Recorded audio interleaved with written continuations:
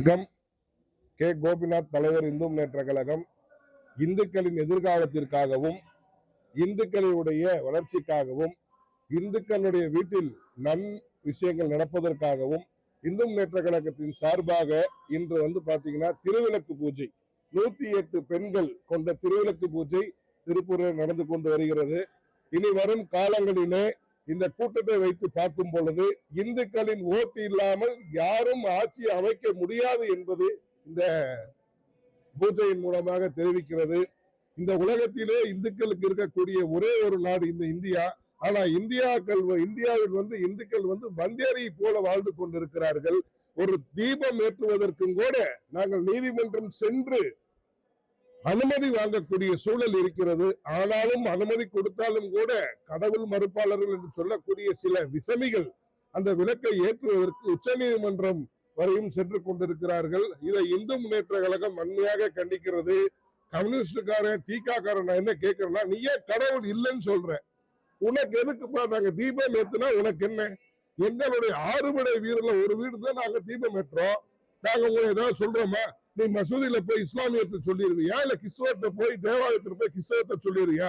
அப்ப கேட்க ஆள் இல்லை என்பதற்காக இந்துக்களை வஞ்சிக்கும் விதமாக இந்த தமிழக அரசு நடந்து கொண்டால், சாது மிரண்டால் காடு கொள்ளாது, இந்துக்கள் மிரண்டால் நாடு கொள்ளாது என்பதை இந்த கூட்டத்தின் மூலம் நான் எச்சரிக்கை விடுக்கிறேன். எங்கு சென்றாலும் ஆடுபடையில் முருகனர் பார்த்துக் கொள்வார். சுவாமிநாதன் என்ற ஒரு நீதிபதி, அவருக்கு தெரியாதது உனக்கு தெரிந்து விட்டதா? இந்த திருமாவளவனை நான் கேட்கிறேன், இந்த கம்யூனிஸ்டுக்காரனை நான் கேட்கிறேன், தீக்காக்காரனை கேட்கிறேன், அவர்களுக்கு தெரியாதது உனக்கு தெரிஞ்சிருச்சா? கான்ஸ்டிடியூஷன் ஆஃப் இந்தியாவின் பாதுகாவலராக இருக்கக்கூடிய நீதிபதிக்கு தெரியாதது 7வது 8வது படிக்காத உனக்கு தெரிகிறதா? ஆக வேணுமென்றே இந்துக்களை வஞ்சிப்பதற்காக, இந்துக்களை சிறுபான்மைப்படுத்துவதற்காக ஒரு மிகப்பெரிய குள்ளநரி கூட்டம் இங்கு நடந்து கொண்டிருக்கிறது. இந்துக்களிடம் அது நடக்காது என்பதை இந்து முன்னேற்ற கழகத்தின் வாயிலாக நான் தெரிவித்துக் கொள்கிறேன். மேலும் அந்த சாமிநாதன் அவர்களை மிக கேவலமாக எத்தனையோ கவர்மெண்ட கேட்கிறேன், எங்க இந்து கோயில நீதிமன்றம் உத்தரவு போட்டுருச்சுன்னு முதல்ல இருக்கிறீங்க.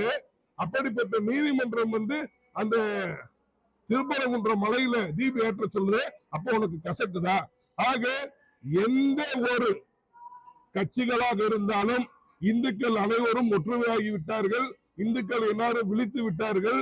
இனிமேல் இந்துக்களுக்கு யாரு துரோகம் செய்தாலும் இந்த தேர்தலிலே கண்டிப்பாக மண்ணை கவ்வுவார்கள் என்பதை நான் கேட்டுக்கொள்கிறேன். நன்றி.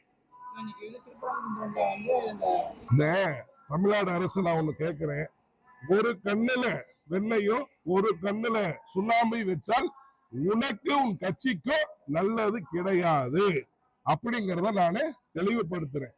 இஸ்லாமியர்கள் என் சகோதரர் தான், இந்துக்கள் என் சகோதரர்கள் தான், கிறிஸ்துவர் என் சகோதரர்கள். அவங்கள்ட்ட எந்த பார்சியாலிட்டியுமே இல்லை. ஆனா ஓட்டுக்காக இந்த ஓனாய் மாதிரி இருக்கக்கூடிய உன்னுடைய போக்கை நீ கண்டிப்பாக மாற்றணும். எல்லாம் சொல்றான் இந்த அமைப்பு போராடா, இந்த இஸ்லாமிய அமைப்பு இந்துக்களுக்காக போராடும், இந்த அமைப்பு தான் இந்த அமைப்புக்காக போராடும் என்கிறேன். இந்த சந்தனக்கூடு ஏற்றுவதிலே எங்களுக்கு எந்த விதமான ஆட்சேபனையும் இல்லை. ஆனால் முறையான உத்தரவில் கண்டிப்பாக திருப்பரங்குன்ற மலையை தீபம் ஏற்றுவோம் என்று நான் தெரிவித்துக் கொள்கிறேன். இருக்காது, ஒன்றும் இருக்காது. அனைத்துமே சட்டப்படி நடக்கும். எந்தெந்த இடத்தில் அதிரடிகள் காட்டப்படுமோ அந்தந்த இடத்தில் கண்டிப்பாக அதிரடி காட்டப்படும் என்பதை நான் தெரிவித்துக் கொள்கிறேன்.